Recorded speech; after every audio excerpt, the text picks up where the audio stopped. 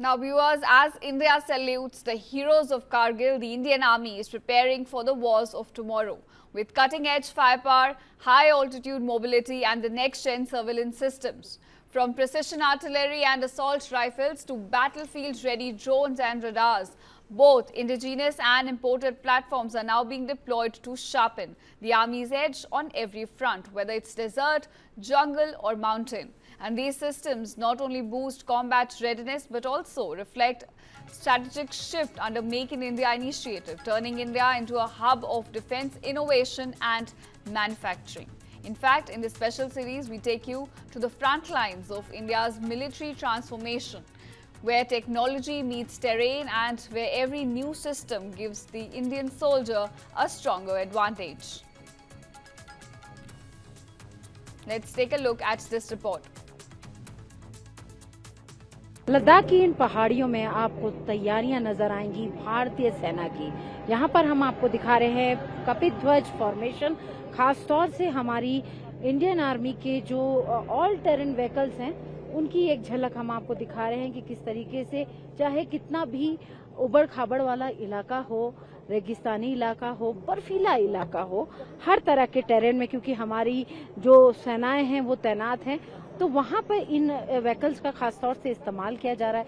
आपको खास तौर से एक बात बता दूं कि ये जो ऑल टेरेन व्हीकल्स है जिसमें एक ऐसी भी गाड़ी चलती है, एक ऐसा व्हीकल भी चलता है जिसमें कुछ जवानों की टुकड़ियां भी साथ में चलती हैं और इस तरह के व्हीकल्स का इस्तेमाल जब एलओसी और एलएसी पर जब पेट्रोलिंग करनी होती है उस समय भी इनका इस्तेमाल किया जाता है। खास बात यह है कि पेट्रोलिंग को ये स्पीड अप करने का भी काम करते हैं क्योंकि जब जवान पैदल पेट्रोलिंग करते हैं तो उन्हें ज्यादा समय लगता है, लेकिन इनके द्वारा जब पेट्रोलिंग की जाती है, किसी ऑपरेशन को अंजाम दिया जाता है तो उसमें समय बहुत कम लगता है। और हम आपको यहाँ पर इस व्हीकल को दिखा रहे हो, ये देखिए ये तमाम जवान एक साथ इस ऑल टेरेन व्हीकल में आपको नजर आएंगे। करीब 4 जवान इस गाड़ी में आराम से बैठ सकते हैं, इस गाड़ी में करीब 6 जवान बैठ सकते हैं और उसमें भी 4 जवान बैठ सकते हैं। तो इस तरीके से जब पेट्रोलिंग करनी हो या किसी ऑपरेशन को अंजाम देना हो, किसी डिफिकल्ट टेरेन में और सुरक्षा के साथ कहीं पर जाना हो, तब इन गाड़ियों का इस्तेमाल किया जाता है। कारगिल विजय दिवस मनाया जा रहा है और हथियारों से हमने लड़ाई लड़ी, लेकिन हथियार लगातार अपग्रेड हो रहे हैं और इस वक्त हमारे सामने आपको ये जो वेपन, ये राइफल दिखाई दे रही है, ये 600 राइफल है, ये अमेरिकन राइफल्स है और 2020 में भारतीय सेना में इसे इंडक्ट किया गया था।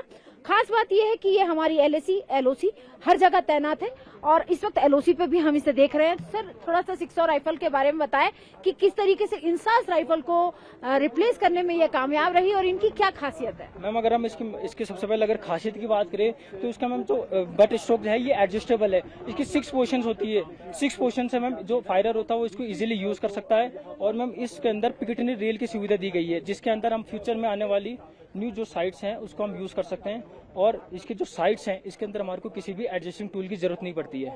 अच्छा, और सर इसमें 1 राउंड में ये मतलब 1 मिनट में कितने बुलेट फायर कर सकता है? Ma'am 600 bullets. 600 बुलेट्स और 600 बुलेट्स और कितनी फायरिंग करने पे मतलब ये जो इसका बैरल है गर्म नहीं होता है? मैं 15,000 बुलेट्स में 15,000 बुलेट नॉन स्टॉप अगर हम फायर करते रहे। इसकी जो लाइफ है, इसकी जो बैरल की जो लाइफ है दैट्स कॉन्फिडेंशियल।